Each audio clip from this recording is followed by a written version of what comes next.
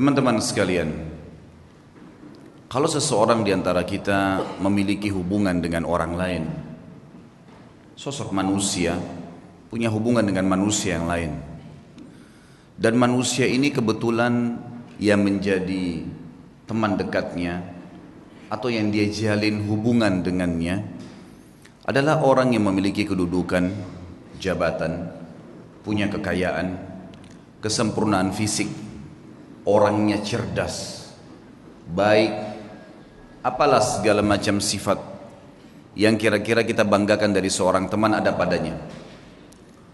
Setiap kali kita ada masalah, dia selalu hadir dalam kehidupan. Setiap kali kita sedang melakukan satu perbuatan baik, dukungannya harus selalu atau selalu berada bersama kita. Kira-kira bagaimana kita merasakan ketentraman jiwa pada orang ini?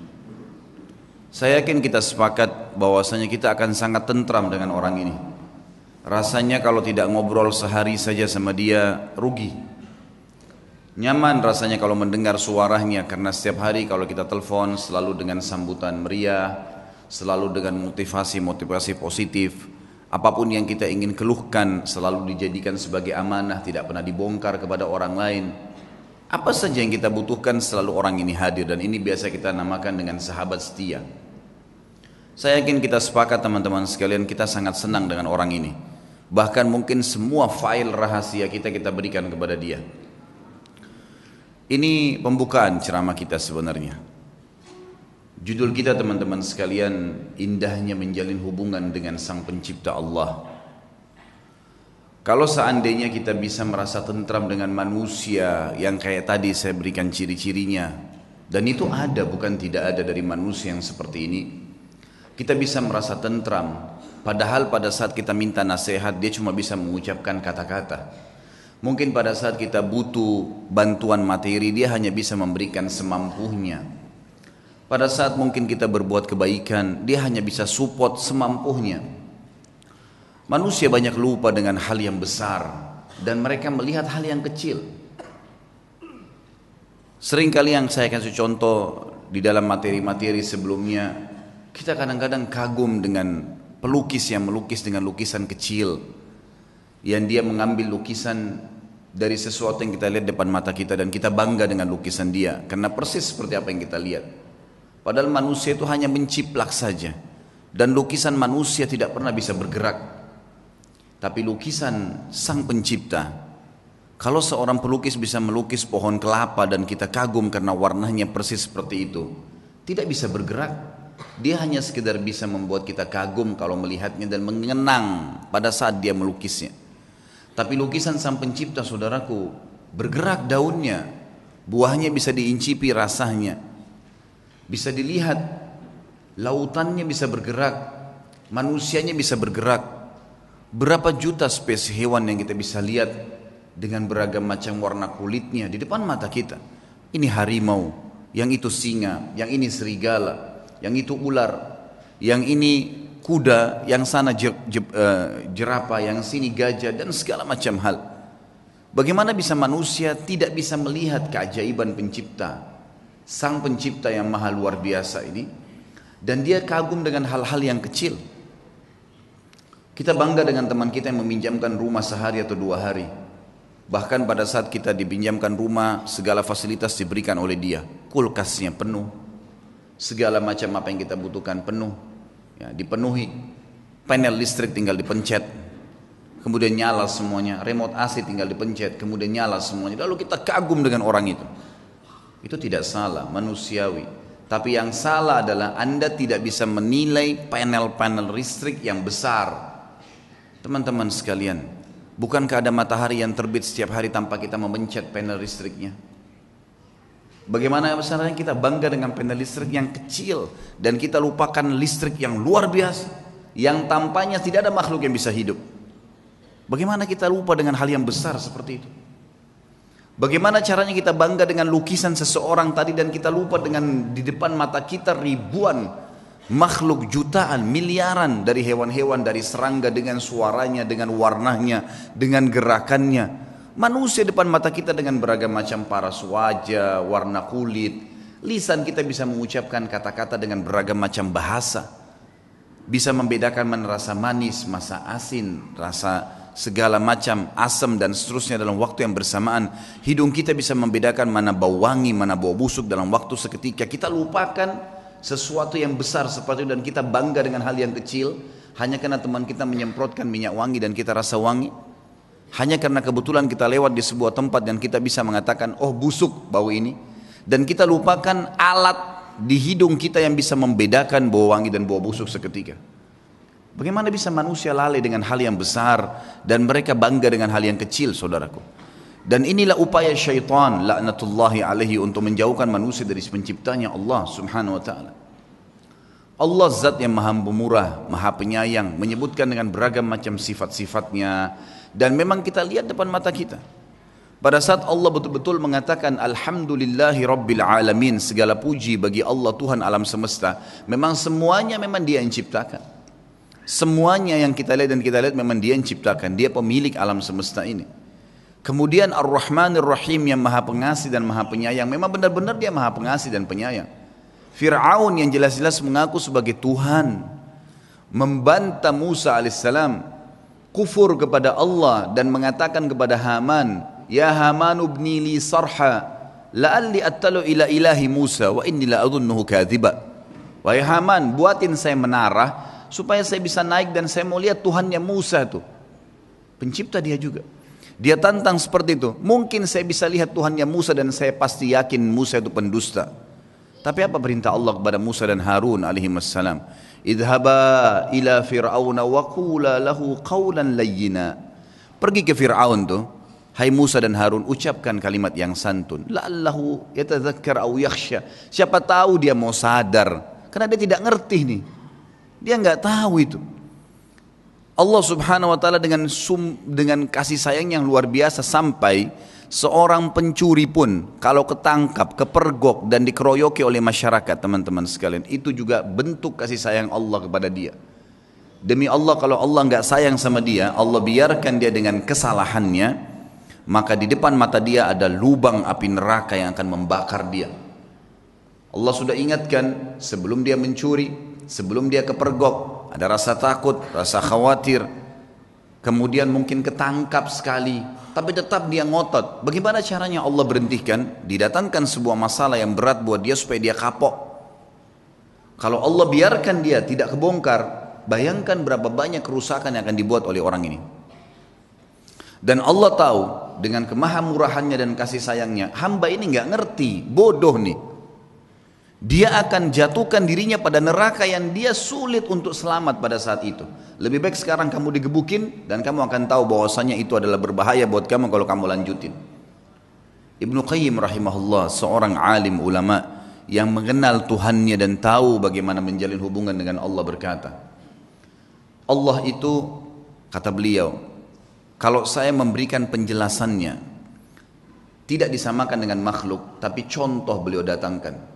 Seperti seorang anak yang sedang minta tolong pada orang tuanya, kemudian orang tuanya belum memberikan kepada si anak tadi. Kenapa tidak diberikan? Karena ternyata si anak ini mau keluar dan bergaul dengan temannya yang buruk. Kalau anda semua di sini membayangkan memiliki seorang anak masih baru SMP, masih baru balik, kemudian tiba-tiba ada temannya ugal-ugalan, jelas narkotika, jahat orangnya. Kemudian mengajak teman kita, anak kita dan menggodahnya untuk supaya keluar bersama dia di malam minggu misalnya. Jelas mau ke tempat-tempat yang salah. Dan anda sebagai orang tua, kira-kira kita izinkan tidak? Tidak bakal diizinkan. Kalau orang tua yang berakal, dia tidak mengatakan tidak nak, tidak bisa. Ayah, ibu tolong izinkan saya. Jangan. Ayah, ibu tahu. Kenapa kita melarangnya? Karena kita tahu anak ini tidak mengerti. Enggak kok, saya bisa jaga diri. Enggak mungkin kok bisa jaga diri nak.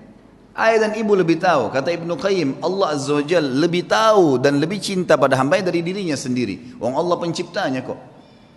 Allah lebih tahu. Sampai kalau saking bentuk kasih sayangnya Allah, sampai keluarnya kotoran, maaf, dari dubur dan kemaluan anda, itu bentuk kasih sayang Allah. Bayangkan kalau Allah nggak keluarin tuh bekas-bekas makanan. Bukankah orang kalau nggak bisa ngeluarin angin dalam 2-3 hari atau seminggu kembung kemudian harus ke rumah sakit? Bukankah kalau orang tidak, kita cuma tahu makan, kita nggak pernah tahu mana yang ada bakterinya atau tidak dari makanan tersebut, begitu masuk tenggorokan lalu tersortir dengan alami, dengan sistem yang luar biasa, Sehingga mana yang jadi nutrisi tubuh, mana yang jadi kotoran.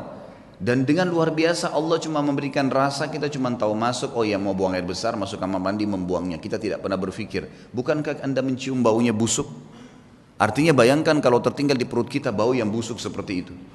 Tapi kita cuma tahu manusia melihat hal yang kecil, oh ya sudah selesai buang air besar, udah keluarlah, udah selesai, tinggal tahu makan lagi.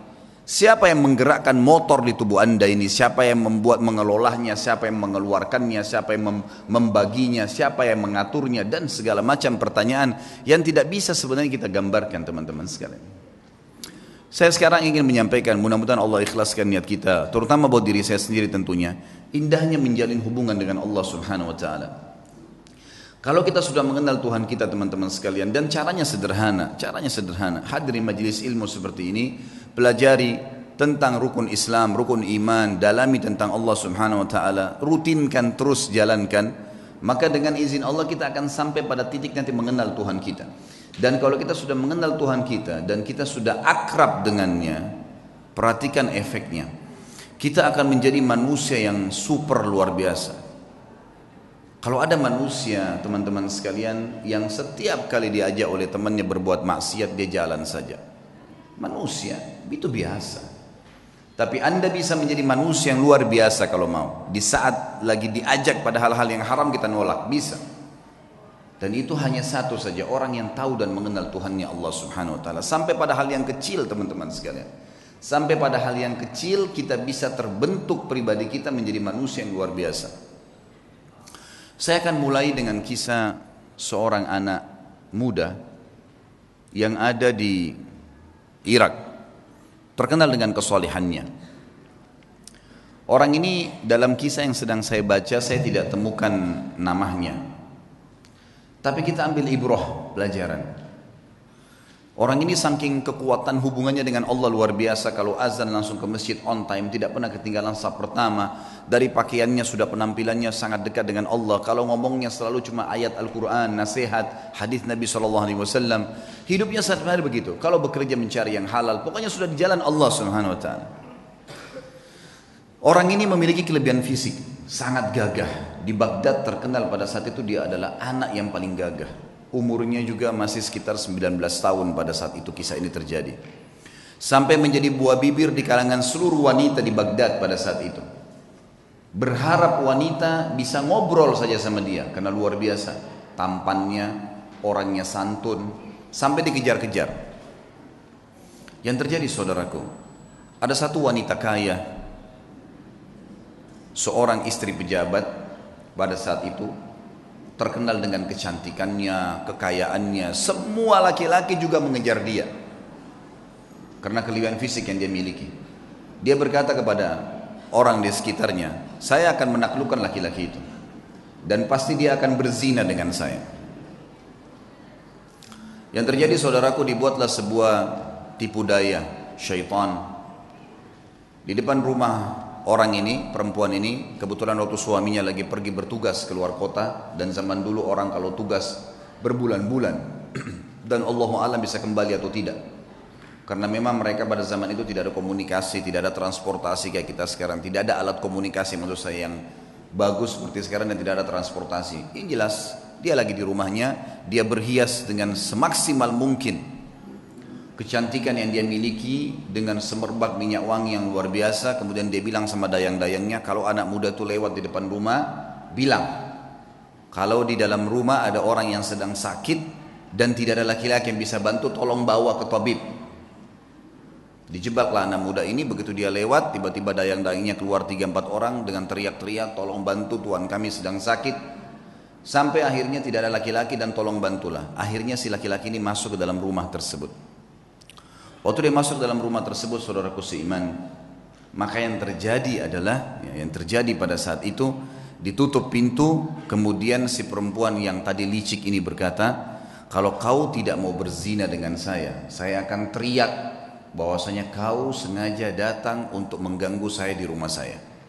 Dijebak. Waktu itu rumah semua berdekatan, sedikit teriakan sudah kedengar. Serba salah, apa yang harus dia lakukan? Terjebak di sebuah ruangan rumah dengan wanita yang sempurna, terjebak di sebuah ruangan wanita di depan matanya dengan kesempurnaan, cantik, kaya, punya jabatan, tinggal minta dia berzina saja. Hanya itu. Dia bisa menikmatin, dia bisa mendapatkan harta dan seterusnya. Tapi saudaraku, orang yang sudah mengenal Tuhannya Allah berbeda. Dia sudah tahu siapa dia sudah tahu siapa yang akan dia hadapin dari makhluk juga ini. Dia sudah tahu bagaimana hukum Tuhannya. Dia sudah tahu janji-janji Allah nanti kalau dia meninggalkan yang haram, nantinya di surga akan dibalas apa. Dia sudah pelajari semuanya. Maka dia pun berdoa kepada Allah mengatakan, ya Allah, engkau tahu bagaimana aku menjaga hubunganku denganmu dengan baik. Dan dari dulu aku sudah selalu digoda untuk melakukan hubungan dengan lawan jenis dan aku selalu menahannya. Kenapa sekarang aku tiba-tiba masuk dalam sebuah jebakan syaitan yang seperti ini? Selamatkanlah ya Allah. Tiba-tiba dia rasa mules, perutnya nggak enak. Kemudian dia bilang, saya mules, saya butuh kamar kecil. Kata perempuan tersebut, kamar kecil di depan mata saya ini, buka, silakan masuk. Tapi tetap setelah kau keluar kau akan zina dengan saya. Kalau enggak saya akan teriak. Dia masuk, kemudian dia buang air besar. Dalam kisah ini, maaf, kisahnya memang begitu. Buang air besar, setelah buang air besar muncul ide di pikiran dia. Tiba-tiba Allah berikan petunjuk, dia mengambil kotorannya sendiri, dia tempel di bajunya. Pada saat dia keluar dari ruangan tadi, si perempuan kaya ini yang terkenal dengan kebersihannya, kecantikannya segala, kaget melihat. Tadinya bajunya rapi orang ini, tiba-tiba penuh dengan kotoran dia sendiri. Lalu dia mengatakan, kenapa kau begini? Dia bilang, saya begini orangnya. Inilah yang sedang terjadi sekarang. Maka kalau kau memang mau berzina, saya orangnya sudah seperti ini. Ini kotoran di badan saya. Akhirnya perempuan tersebut mengatakan, keluarkan laki-laki ini jorok dan kotor. Dikeluarkan dari perempuan tadi, dan dia begitu keluar di depan rumah perempuan tadi, sujud syukur kepada Allah selamat dari zina. Bagaimana seseorang kalau tahu dan mengenal Tuhannya, dia akan menyelamatkan dirinya dari dosa, bukan cuma terjerumus. Sudah terjebak masih bisa lari, teman-teman sekalian. Betapa lemahnya banyak orang di antara kita, bukan cuma dijebak, dianya sengaja jerumuskan dirinya. Padahal sabda Nabi SAW jelas dalam hadis Bukhari, kalau seseorang hamba berbuat dosa, satu dosa kecil, tertetes di dalam hatinya titik warna hitam, kelam. Kata ulama hadis begini, maksudnya apa tetesan hitam itu? Dia akan merasa beberapa hari ke depan hidupnya gelap, hidupnya sulit dengan satu dosa kecil. Hidupnya sulit, kelam, banyak pintu-pintu rezeki yang masih tertutup sampai titik hitam itu bersih. Apa kata Ibnu Umar radhiyallahu anhu? Aku mengetahui beratnya dosa kecil yang aku lakukan. Akar dzam, dosa yang paling kecil. Mungkin kita cuma melihat sesuatu yang biasa, mungkin cuma sekedar dengar sesuatu yang tidak disengaja. Saya tahu Allah mengharamkan saya sholat berjamaah subuh di masjid sebulan. Terharamkan dari ibadah gara-gara dosa yang paling kecil bagi dia. Sampai saya kadang-kadang teman-teman sekalian kalau menyimak kisah orang-orang saleh ini menganggap diri kita luar biasa kecil. Saya pernah diajak sama istri saya ke satu tempat, butuh sekali harus masuk di mall. Lalu kemudian saya ambil headset handphone saya pasang di kuping. Sambil saya dengarkan ceramah saya sendiri atau saya dengarkan tilawah. Waktu itu tiba-tiba terlintas di benak saya seperti sebelumnya, subhanallah saya nggak pernah terfikir kalau saya masuk ada musik, saya pikir ini adalah hal yang biasa, bukan saya yang putar kok gitu kan.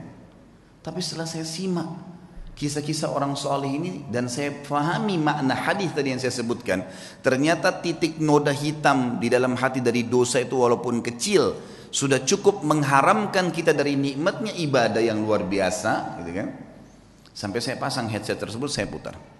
Saya belum menasihatin istri saya karena saya sendiri juga masih saya sendiri masih butuh itu. Sambil jalan, kemudian selesai belanja kami keluar dari mall, lalu dia tanya, kenapa tadi pakai headset? Saya bilang, bukan tadi kamu dengar musik di sana sini? Dia bilang iya, tapi kan bukan kita yang putar. Saya bilang iya. Ingat, dosa itu seperti segelas racun. Kamu tahu atau tidak tahu itu racun, tetap akan berefek. Saya tidak mau nodai iman saya. Betul-betul memang saya rasakan sendiri selama ini, subhanallah, kalau saya jalan ke mall dan dengar musik pun, begitu pulang berbeda ibadahnya. Ada gangguan di ibadah sholat malam, ada gangguan di bacaan Al-Quran, ada gangguan di ibadah-ibadah yang lain. Dan itu nyata memang, subhanallah. Makin kental kita jaga hubungan dengan Allah subhanahu wa ta'ala, makin jeli kita hati-hati dalam menjaga hubungan dengan Allah, maka makin kental hubungan dengan Allah subhanahu wa ta'ala, makin terasa itu kenikmatan imannya. Makanya syaitan berusaha untuk mengelabui itu. Bagaimana caranya supaya bisa rusak itu. Coba kita simak sekarang kisah, banyak kisah-kisah orang saleh. Kalau kemarin ada beberapa sahabat yang kita angkat kisahnya dalam generasi emas Islam, kita coba korek sekarang kisah tabi'in. Mungkin ada di antara anda yang mengatakan itu kan Ustadz kemarin sahabat, lihat Nabi. Baik, kita lihat generasi tabi'in. Kita lihat generasi yang tidak jauh dari kita, tidak melihat juga Nabi Muhammad SAW. Saya akan angkat misalnya contoh teman-teman sekalian Muhammad bin Sirin rahimahullah. Muhammad bin Sirin ini salah satu ulama tabi'in yang terkenal dengan keimanannya dan beliau ahli takwil mimpi. Pedagang di pasar. Satu waktu beliau berdagang, kemudian ada dagangan, dia ragu nih, syubhat. Ini kayaknya salah nih. Ragu, cuman ragu bimbang. Harganya 40.000 dirham. Ini luar biasa jumlahnya. Ini bisa mungkin sampai puluhan juta, mungkin 60-70 juta. Ditinggalin sama dia, nggak jadi transaksi. Dia ragu, kalau sumbernya ini kayaknya haram nih. Tinggalin sama dia. Satu pasar heboh. Padahal cuman dia yang memang punya peluang untuk mendapatkan keuntungan itu. Nggak mau, ditinggalin sama dia. Tersebar berita Muhammad bin Sirin meninggalkan 40.000 dirham. Ini bukan hal yang ringan. Seorang pedagang tahu nih keuntungannya. Baiklah. Besok pagi kejadian, ada satu orang transaksi di tokohnya, berikan uang, gitu kan, kurang 2 dirham, kurang 2 dirham. Kata Ibnu Sirin, demi Allah, kau belum membayar 2 dirham itu. Kata orang itu, 2 dirham, demi Allah saya sudah bayar. Kata Ibnu Sirin, demi Allah kau belum bayar. Ribut nih, satu pasar sampai datang, lihat ribut dengan 2 dirham. Lalu kata teman-temannya, waktu itu akhirnya orang ini akhirnya membayar 2 dirham. Setelah itu Ibnu Sirin berikan barangnya pergi. Orang-orang pasar tanya, wahai Ibnu Sirin, kemarin anda meninggalkan 40.000 dirham karena syubhat. Sekarang anda bersumpah atas sama Allah kena ngejar 2 dirham. Apa kata Ibnu Sirin? Orang yang mengenal Tuhannya. Ini yang penting teman-teman sekalian. Dia mengatakan, demi Allah saya bersumpah karena saya tidak mau dia makan haram. Karena saya tahu itu haram bagi dia. Dia tinggalkan 40.000 dirham yang bisa dia dapatkan. Kadang-kadang kita, alah nanti aja deh, gitu kan. Gampang nanti baku atur kalau orang kita bilang. Biasa begitu. Tutup mata aja dulu, yang penting sekarang masuk dulu uangnya. Lupa. 1 rupiah sudah cukup membuat anda masuk rumah sakit sebulan teman-teman. Kalau haram. Hati-hati. Imam Nawawi rahimahullah. Imam Nawawi ini pernah mendengar berita tetangganya kambingnya hilang. Tetangga dia bilang sama dia, kambing saya hilang, gak tahu siapa yang ambil. Saya udah cari di tempat-tempat yang biasa saya gembalain, gak ada. Berarti dicuri nih.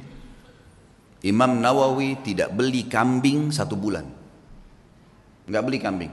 Semua kambing di pasar yang sudah mentah, yang sudah potong atau yang masih hidup dia tidak mau beli. Sampai dia pastikan kambing tetangganya sudah ada beritanya, mati atau memang dia temukan kembali.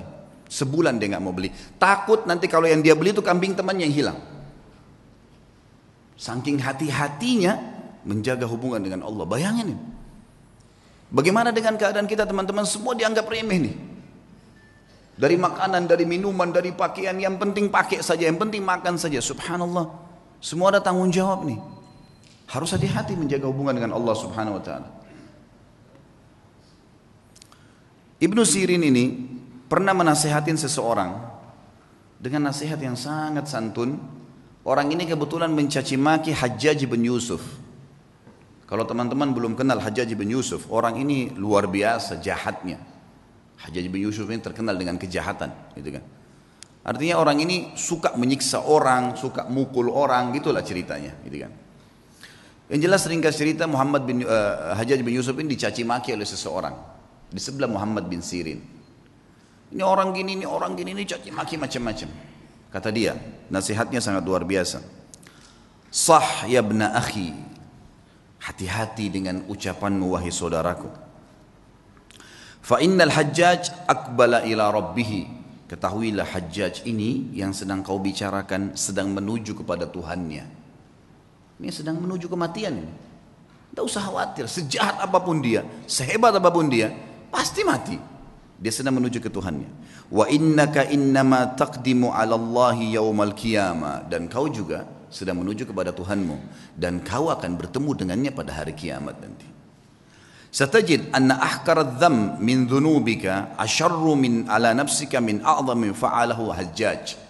Dan pada hari itu, di hari kiamat, kau akan temukan dosamu yang paling kecil, kau akan lebih khawatir dan lebih takut daripada dosa terbesarnya Hajjaj yang pernah dia lakukan. Dia akan dihukum sama Allah. Tapi nanti hari kiamat kau akan temukan dosamu yang paling kecil adalah sesuatu yang lebih kau takuti daripada dosa terbesarnya Hajjaj. Falikul limri'in sya'nun yughnih. Ketahuilah, semua orang akan sibuk dengan perkaranya sendiri. Ya. Wa'lam anna Allah azza wa jalla sayakhtassu minal Hajjaj mimman zalamahum. Dan pasti ketahuilah dan yakini Allah akan membalas Hajjaj, ya, orang yang sedang kau bicarakan itu, dari orang-orang yang dia zalimi, tidak tertinggal sedikit pun. Wa yakhtassu lil Hajjaji mimman yadhlimuna. Tapi ingat, Allah juga akan menolong Hajjaj dari orang-orang yang menzalimi dia. Fala tushghilanna nafsaka ba'dal yaumi bisabbi ahad. Oleh karena itu, mulai hari ini berhenti mencaci orang lain. Nasihat yang luar biasa. Karena orang kenal Tuhannya. Orang buruk pun jangan ceritain, tidak usah urus urusannya orang. Sudahlah, gitu kan. Tugas kita kalau kita lihat aib pada diri orang, alhamdulillah nggak ada pada saya. Ya Allah berikan dia hidayah. Cukup sebatas itu saja. Jangan lebih. Kenapa dia begini? Kenapa dia begitu? Kenapa dia begini? Untuk apa kamu campurin itu? Apa gunanya buat kamu? Ingat, dia akan berhubungan sama kita di hadapan Allah dengan keadilannya Allah. Kezaliman yang dia lakukan sama kita, kita akan ambil. Tapi kezaliman kita pada dia juga dia akan ambil. Gak ada yang tersembunyi hari kiamat. Kisah yang lain, Muhammad bin Sirin, masih Muhammad bin Sirin, saya akan sebutkan beberapa figur. Muhammad bin Sirin ada 3 kisah yang saya angkat. Tadi kisah kedua, kisah ketiga teman-teman sekalian. Muhammad bin Sirin ini pernah membeli madu. Madu ini kebetulan dibeli 1 gentong besar. Kalau gentong di zaman dulu itu mungkin ya bisa menampung sekitar 200 kilo madu. Sampai 250 kilo madu. Waktu dia beli, dia taruh di gentong, rupanya malam hari atau dia tidur, dia lupa tutup gentong itu. Masuk tikus. Tikus ini masuk ke madu. Masuk, dan ini madu diambil karena jumlahnya banyak, jatuh tempo. Muhammad bin Sirin rahimahullah lupa tutup, masuk tikus, tikusnya waktu dia bangun pagi, dilihat mati di madu itu, nggak bisa keluar, melengket, mati. Muhammad bin Sirin rahimahullah mengambil madu itu semuanya dibuang. Dibuang, sengaja cari sungai, dibuang. Dia bukan buang biasa, dibuang di sungai supaya mengalir gitu. Orang-orang semua datangin, wahai Muhammad bin Sirin, tinggal kamu angkat tikusnya, yang lainnya jual. Kenapa kok harus semuanya dibuang? Apa jawaban dia? Demi Allah saudaraku, aku tidak tahu tetesan mana madu yang kena bakteri, yang kena kotorannya, najisnya tikus itu, sehingga saya jual pada seseorang dan saya menipunya. Gitu. Maka saya lebih baik rugi semuanya daripada saya dihisab sama Allah hari kiamat. Luar biasa imannya. Dibuang, dialirkan semua. Kisahnya berlanjut, subhanallah. Pemilik madu datang, nagih. Beberapa waktu kemudian, wahai Ibnu Sirin, tagihannya. Kata Ibnu Sirin, saya belum punya uang. Kata dia, baiklah. Bagaimana jalan keluarnya? Ibnu Sirin bilang, kasih saya waktu, beberapa waktu saya akan bayar. Baiklah, dikasih waktu. Berjalan waktu, sama Ibnu Sirin dengan hikmah Allah belum punya duit. Orang ini hanya mengeluh kepada hakim. Hakimnya manggil, Muhammad bin Sirin ulama besar, dipanggil. Dihormatin di pengadilan, lalu dikatakan, wahai Ibnu Sirin, bagaimana kasus anda? Dia bilang, hukum di tangan anda. Ceritanya begini, dan memang saya belum punya apa-apa. Kata hakim, kalau begitu anda akan dipenjarakan. Kata Ibnu Sirin, lakukan. Penjarakan. Dipenjarain Ibnu Sirin. Sampai tunggu siapa yang bisa bayarin buat dia gitu. Subhanallah, penjaga penjara tahu siapa Ibnu Sirin, ulama besar. Kata penjaganya apa? Wahai Ibnu Sirin, kalau malam hari pulanglah tidur dengan keluarga Anda, pagi silakan Anda kembali ke sini.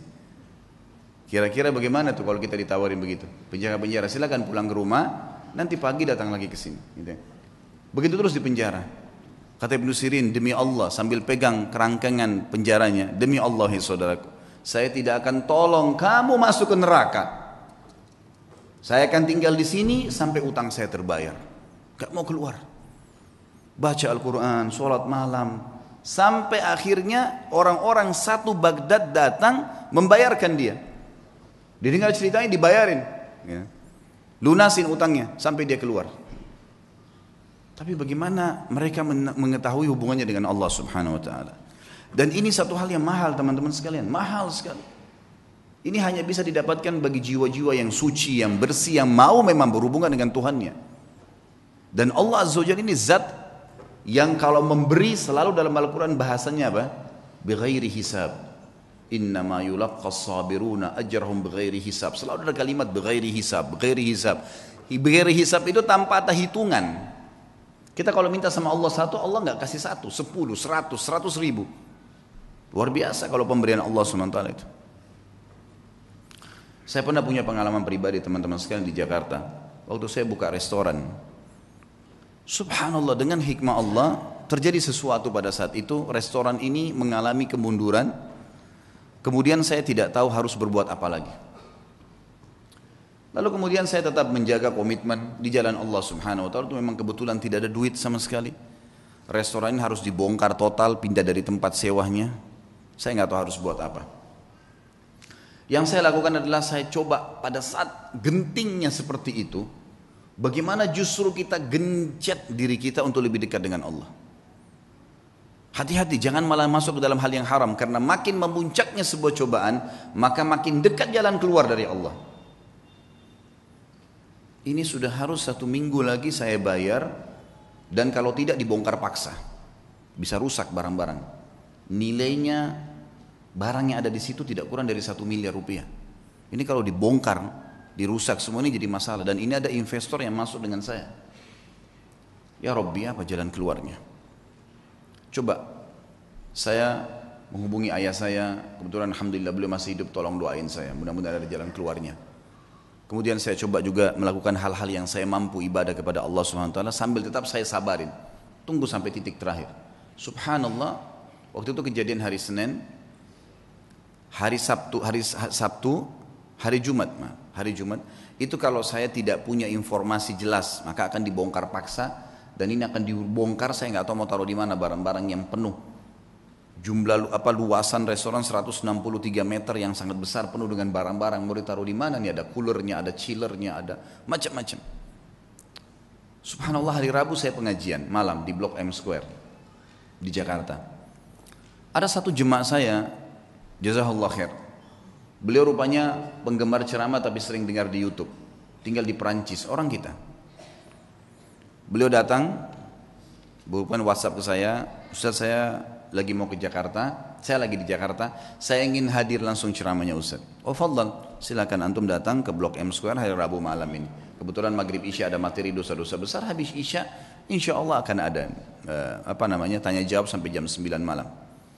Datanglah beliau, habis selesai ceramah dia datang salaman sama saya, karena saya belum pernah lihat fisiknya, cuman selama ini kontek-kontekan program sosial yang saya kasih, sumur lah, beli motor buat dai lah, beragam macam program yang saya kadang-kadang buat di pengajian, itu semua dia ikut menyumbang.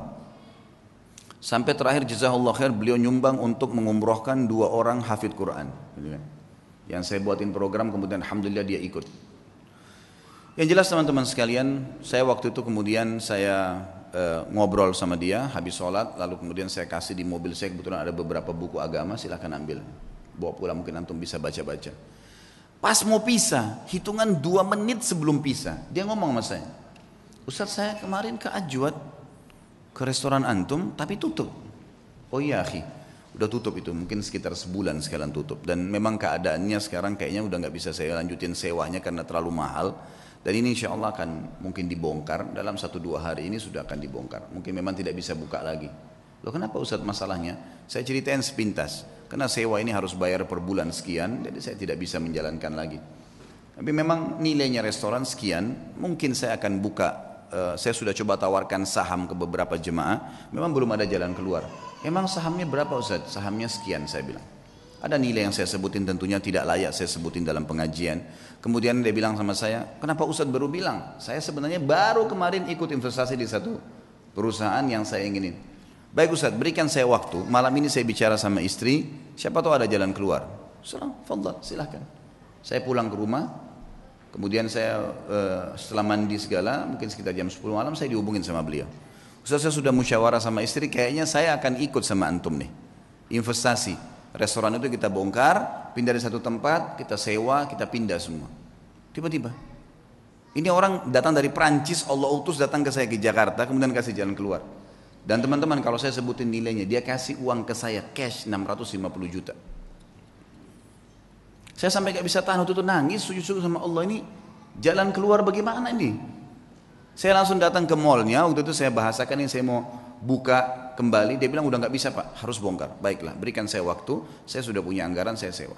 Besoknya saya keliling, subhanallah, saya longin waktu, tidak ada saya kosongin pengajian, saya dapat tempat kontrakan baru, ada tempat lebih besar, saya bisa bayar, pindah semua dengan mudahnya. Dalam 2 minggu setelah itu sudah pindah semua, alhamdulillah, dan sekarang berjalan sudah hampir 2 tahun. Sabar sedikit dalam ketaatan, dan Allah Azza wa Jal ada bersama kita teman-teman sekalian.